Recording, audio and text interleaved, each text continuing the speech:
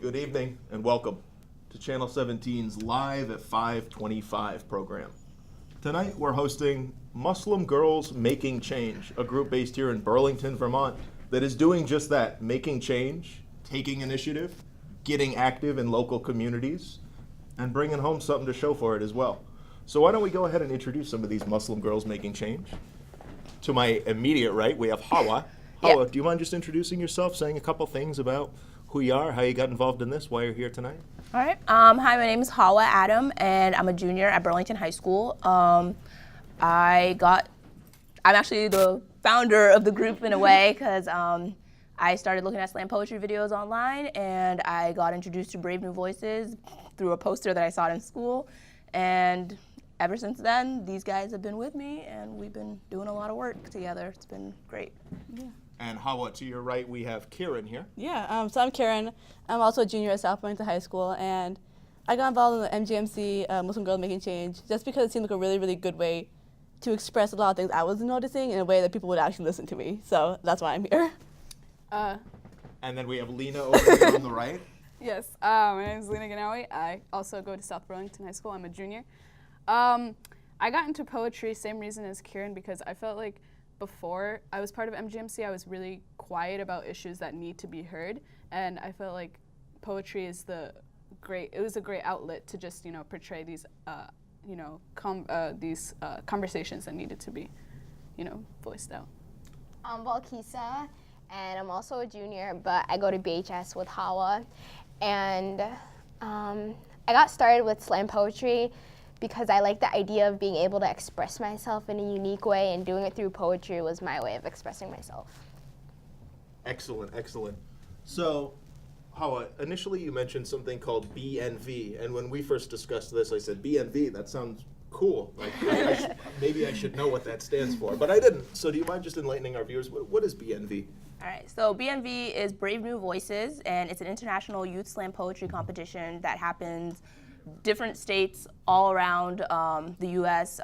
Every year is a different state, and we were blessed to have participated in the 2016 BNV in Washington, D.C., and we just got to be in an atmosphere with other youth our age and learn about slam poetry, learn about issues that were going on in the world, and be able to just hear their truth without any judgment, with just pure love, and it was amazing.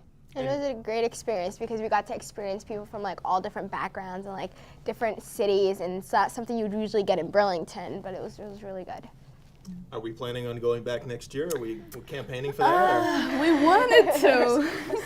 Yeah. It's in California. It's a little more expensive. Bay Area. We really want to focus on, I know we definitely want to go back, but we really want to focus on creating a slam atmosphere in Vermont before we go there again. Because when we went there, we've seen like different cities had like larger slam communities, and it's a competition for them, and it's like a seasonal thing, like they do it all the time. It's like a varsity sport. It's like a varsity sport, yeah. Okay, so you're being judicious with your energy moving forward. Yeah. Right. We're also broke, so That'll happen sometime. So what's next on the agenda? It sounds like you, back in the summertime, attended this BNV national conference competition, essentially, is what it was. Mm-hmm. What are we up to now? You want to explain it? No. Okay. So now we're really trying, like as I said earlier, to get folks in Vermont and make sure people can find their voice here and really express things that they might not feel comfortable doing otherwise. So we're really trying to work with a lot of youths and like different people, like younger generation of Vermont, and have them feeling like they can speak up about different things. So we're working with like the Boys and Girls Club, Spectrum. We've gone to some colleges, some schools, and we're just trying to get slam poetry as far as we can. And we've recently taken on a project with the Boys and Girls Club, and we're trying to collaborate with them in a way that encourages kids that go there after school to like use their medium to have their voice be heard. Great. We also discussed your collaboration with the Young Writers Project earlier. What's that been like? Young Writers Project is sponsored us when we were going to BNV, and then now we're just collaborating with them, and we're trying to make sure that if kids don't want to do what we do and go on stage and like perform, at least they have a way to just share their experience online. And that's essentially what Young Writers Project is. It's an online website that you just go on and share your story, share your art, share your music, whatever, and they'll help you publish it. They'll help you get an audience for it if you want. And they even do like stuff outside of like the online world too. Like they're having an open mic coming up soon for teens 13 to 18, I believe. And I think Hawa and Lena will be performing there. So they really do work really, really hard to get artwork and, like, I guess, published and everywhere. Do we happen to know when that open mic? Yes, Yay. December 9th. It's going to be at Maglianero's Cafe at 7:30. And there will be, there's a website and there's everything. yes. You can register, get some like workshops before if you're feeling nervous. It's all there. Yep. Now that's a Friday by my reckoning, right? Right. So that's going to be Friday, December 9th at 7:30 p.m. Our friends at Maglianero Cafe right here in Burlington, Vermont will be hosting an open mic for young writers to come and express themselves via poetry. You don't just have to be a poet. Yeah, you yeah. can do prose or whatever. It's for you. So come on down to Maglianero. Be there. Be square.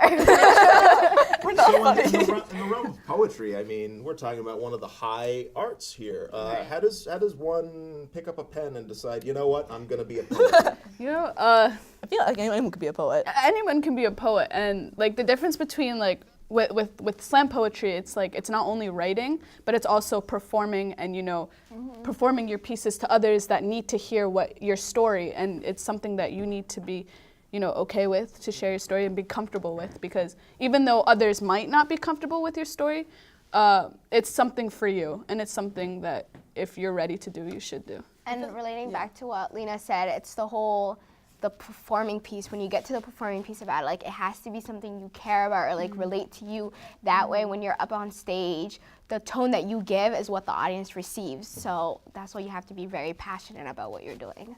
Slam poetry is as Balkisa said, a very, very passionate thing. But that being said, slam poetry doesn't, like, it is a performance piece, but the biggest part of it is the writing piece. And like, when you sit down to write something, as I said before, you need to be passionate about that thing. You need to really, really care about it, because the audience can tell when you don't care. We've written poems before that we really haven't been able to identify with or really understood really deeply, and those poems, we can't feel them because we don't understand them. Sure. Yeah.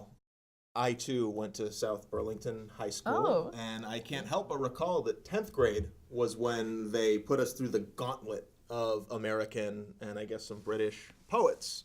And it was a pretty narrow field back then, as I recall, which is why I chose Langston Hughes, because he was the one guy sticking out like a sore thumb, and I admired his work greatly. But in an institutional education system that tell you that these particular voices have value, and then other voices kind of get left by the wayside. For example, I don't remember reading any Rumi growing up in high school.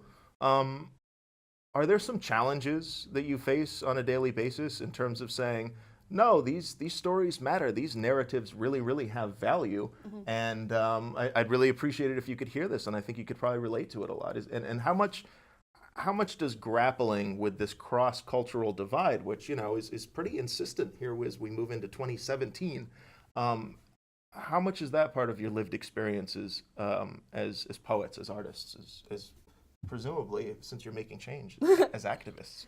Yeah, I think the biggest thing about our stories, I guess, or just like getting out there and saying them, because we've had a lot of pushback, not because people don't agree with what we're saying or feel strongly against what we're saying.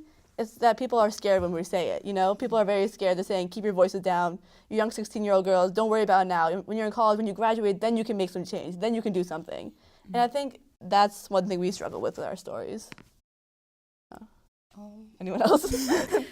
Yeah. It's a big question, and I think that this is maybe a moment of celebration for me, because I feel like this is the first time in 2016 I've actually been able to have a real conversation with somebody about a lot of the things that's going on, and frankly, it's happening on TV. Yeah, right. And I think that's important. It's good that you brought that up, because it's important that we have these conversations, because there are many people who don't speak up about this because they don't want to make others feel uncomfortable. And I feel like that's just like a pushback for many people, and I don't think it should be, because I feel like we should talk about it.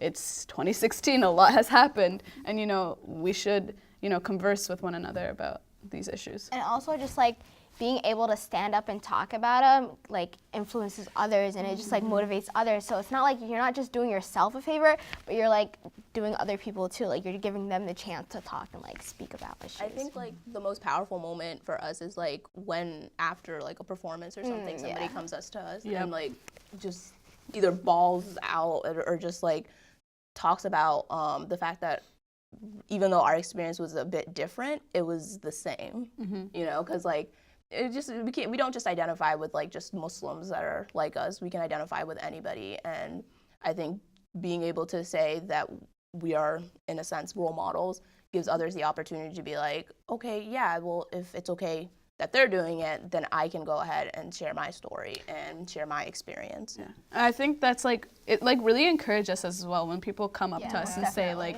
oh, that was like this part, like, you know, I really felt that part. Yeah, they like really resonated with like this a statement we've said. And you know, that really helps us because like, you know, our title is Muslim Girls Making Change, and sometimes we like reevaluate and just think about it and we're like, are we making change? Because, you know, like stuff has happened that like, you know, go against, discouraged us, and we've talked a lot about that. And when people come up to us and tell us like, no way, like you guys are doing great, you know, I really like this line, or what you guys are doing is amazing. It's just like that really helps us, and we're like, okay, so we are kind of, you know, we're making change here.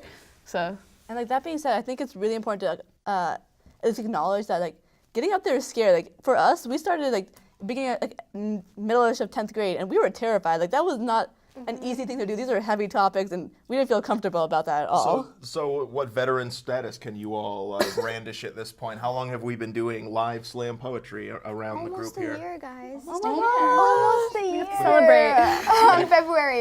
Yeah. It probably feels like longer than that already. Now, Yeah, doesn't it? for sure. A lot has happened from like our first poem, just like getting Oh my together to gosh. writing, through like BMV, and like everything that we've done together has been a lot. Writing is definitely like a process, and we've like grown ourselves. I'm sorry, and we've grown like ourselves. I don't know, like just the things that we've been like exposed to, like BNV was like definitely an experience that like exposed us to different styles that we could use and taught us a lot of ways that we could put performance into it. Because before, you know, it was just kind of like, I don't know, static, and we weren't really like moving too much during our pieces, and like just the development, like looking back, it's amazing. Like our first poem, we were very like we were trying to like we were like, okay, we're gonna be poets, and we like tried to be like the stereotypical like angsty teen poets. We like put way too many metaphors that didn't make sense and like that kind of thing. Okay. So like I think now we like got a little more comfortable with that title. Yeah.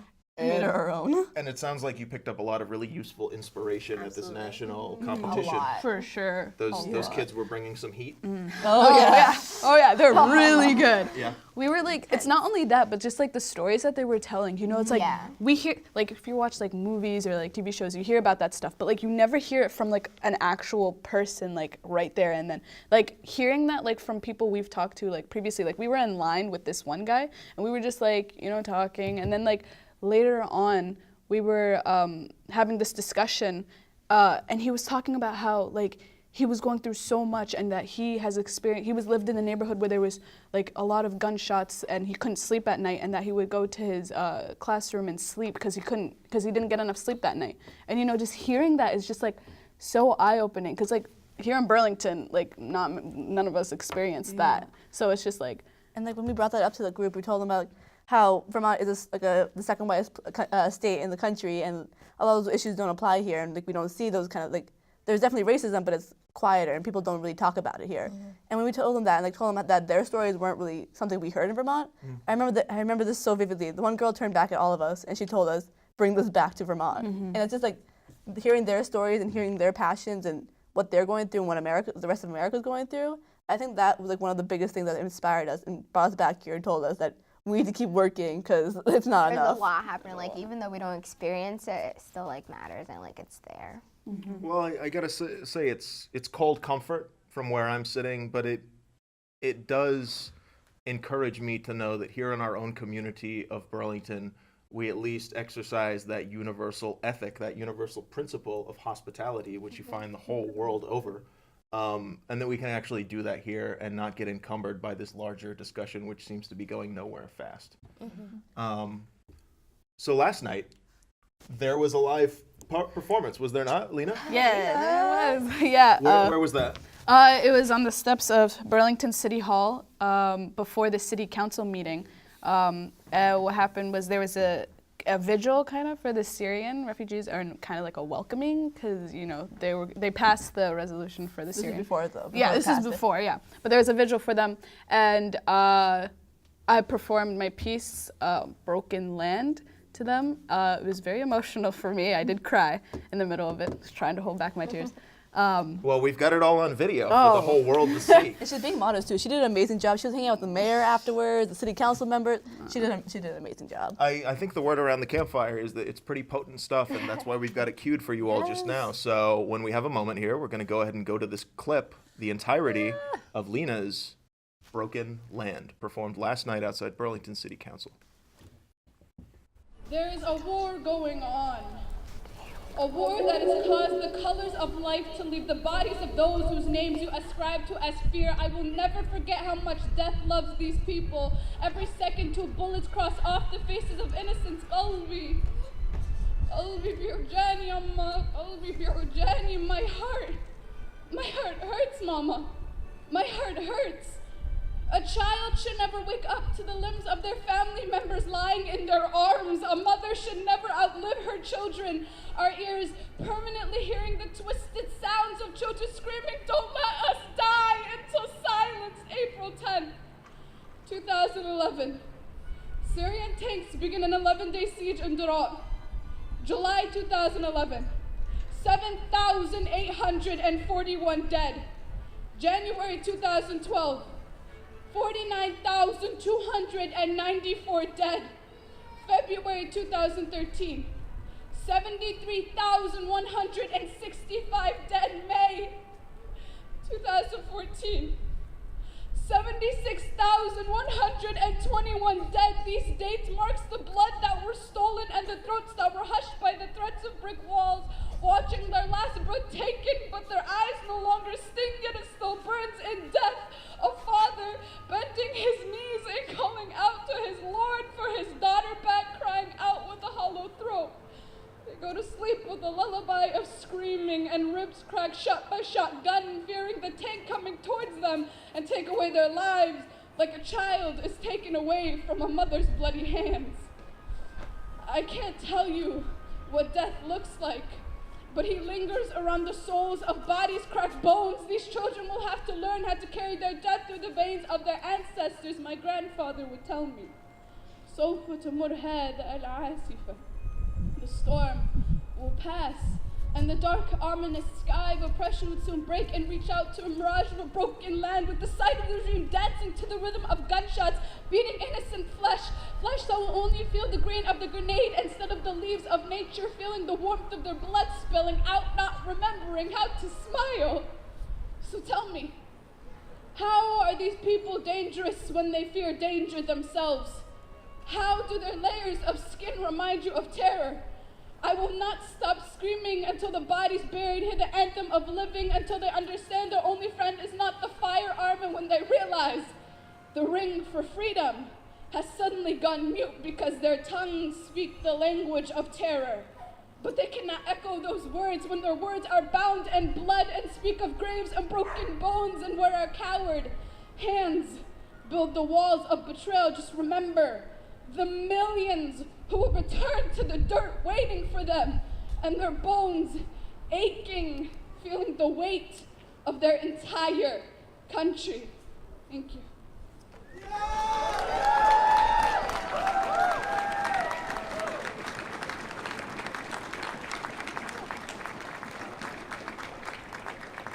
Thank you so much. So yeah, we weren't lying. It really is powerful stuff, and I think it points up such an interesting contrast between how we can all sit around here and really enjoy each other's company and really build some kind of connection, even though we've never met one another before. And yet, it may feel like half a world away, but it isn't all that far in today's global village. There is terrible, terrible stuff going on, and American tax dollars are being spent on some of this bloodshed, and there's an argument to be made that some of us here in the United States are culpable for a lot of this chaos that has ensued in the last 5 years. So how do you deal? Is poetry a way of dealing? Is this a way of getting through it, of helping to make sense of it? Yeah, definitely, for sure. Poetry is my outlet to just express my emotions. That's something I really, go to when I need to just vent, because I'm not a person who talks about my feelings with people. I don't feel comfortable doing that, so I just turn to poetry.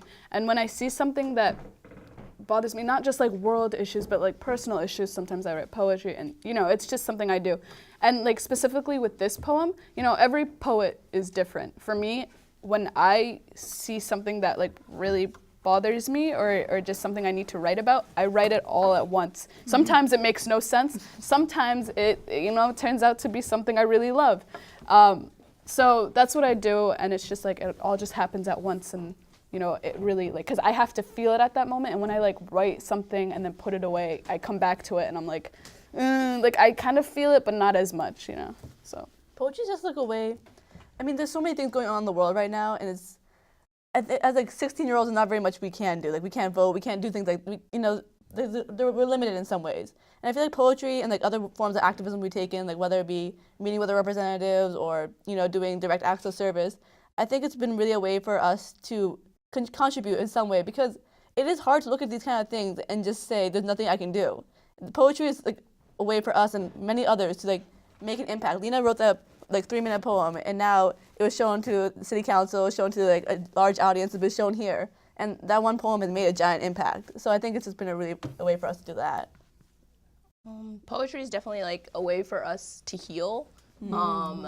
It's definitely a way for others to heal, or just simply learn information, because I don't know, a lot of times I feel like the word ignorance and stupidity are kind of like put next to each other, and like that's wrong, because like I feel like ignorance, it just means that you want to keep an open mind and you're willing to learn. So I feel like a lot of times through like slam poetry and through whatever medium, whatever art you want to use, you're able to convey information to those that are willing to learn, that want to hear stories that are going on in the world, or just your own personal story for you to heal and for them to also connect and be able to heal. And just by like telling people your story or your experience, it causes awareness, and like it just helps get that more people more aware of what's going on. Connection is supremely important. Even as we move toward this world where there's no distance between my thoughts and my actions. I want my thing, Amazon will have it for me tomorrow. I want everybody to know what I had for breakfast. Oh, by golly, they're gonna know. And yet, it seems to have not really made much progress in terms of some of those deeper connections being made. It seems to be a cheap thrill version of connection, and doesn't really have that nourishing, deep, sustaining connection that builds communities, as we've all seen. Are there things in addition to poetry? You talked about meeting with state representatives, things like that. Are there things that Muslim Girls Making Change is doing in order to sort of branch out beyond the realm of just artistic expression? Or? Yeah, definitely. Muslim Girls Making Change actually came from the title. It's an Instagram account that we made a couple years back, and it was just like, we were, like we said, like we're activists, and we like to make sure people portray Muslims, because we are Muslims, in a good light. So we decided to make an Instagram account showing like the community service that we do, because we've known each other for a while. And we've not been just doing us, it was like other girls around. It was other girls too, other Muslim girls, other people and we were like going to Ronald McDonald House, going to refugee resettlement program, refugee center, and just like volunteering all over there. And so that's where the name came from. And so we kept it when we turned it into our slam poetry group. And we do like our own like individual volunteer work, and sometimes we come together and do like collaborative ones too. And so like now what we do is more like community, like we talk about these issues, but then we also like try to do something about it. We reach out to the community and see who we can like connect with, and like, so it's more than poetry. Like definitely like individually as well, like Hawa said, like we've done different things. Like these two are activists against drug and alcohol, so they've gone to like places, done that. The three of us are activists against world poverty, so we met with our representatives for that. We've done things like a blanket drive to help Syrian refugees and sent 5,000 like physical items to Syria. We've done a blackout at school to talk about like Black Lives Matter. So like we've done different things, and we definitely want to like let people know that poetry is a starting point, but it's not the end point. You can't all just do poetry and expect the world to get a better place. Yeah. That's the beginning, and then you got to take some action. And it sounds like you're broadening your scope beyond just the realm of what it's like to be somebody who follows Islam in the United States. We're talking about rural poverty in Vermont. I mean, I'm pretty sure that affects a few people outside of your faith. we're talking about drug and alcohol abuse, ditto to that. So I think that's something that people are looking for moving forward, is how can we get all these voices together, and how can we speak together in a way that's actually going to give us some access to power? Because it seems like power's headed in one direction, and we might be headed in another direction entirely. We only have a few minutes, but if anybody has been faithfully watching and you'd like to come in and say something to Hawa, Kiran, Lena, or Balkisa. please do so. Our telephone number is 862-3966, and we'd love to hear from you if you have a couple minutes. Moving forward, what are we looking for in 2017? What are you all excited to do once you finish high school? That'll be over in lickety-split. Oh my You know gosh. that, right? It's The future college search. Okay. It's actually gonna start. Wow. It's Yeah. just like I don't know. We don't really like we think about it, but like we talk about it, but it's just like I don't know. That's all over the place. Like, we definitely know we want to do something with service and giving back, and we want to make a change. But there's so many avenues for that. Like, we're just trying to figure out our interests. Like, if you want to go into medical field, like, you can help through that. If you want to go through poetry, you can help through that. If you want to go through business, you can do nonprofit. There's so many different avenues, and we have not figured anything out yet. I'm sure you'll do fine. All I can say is, you are urgently needed here in this community, and while the world may beckon you to go elsewhere, we really value having you here, and we'd like you to stay here if you have the time to do so. That's what our parents like to hear. Yes. Hey, Mom and Dad. They're out there. So we only have a couple of minutes left. I'd love to hear anything that I didn't get on the table, so to speak. I'd love to hear anything that kind of fell through the cracks with me.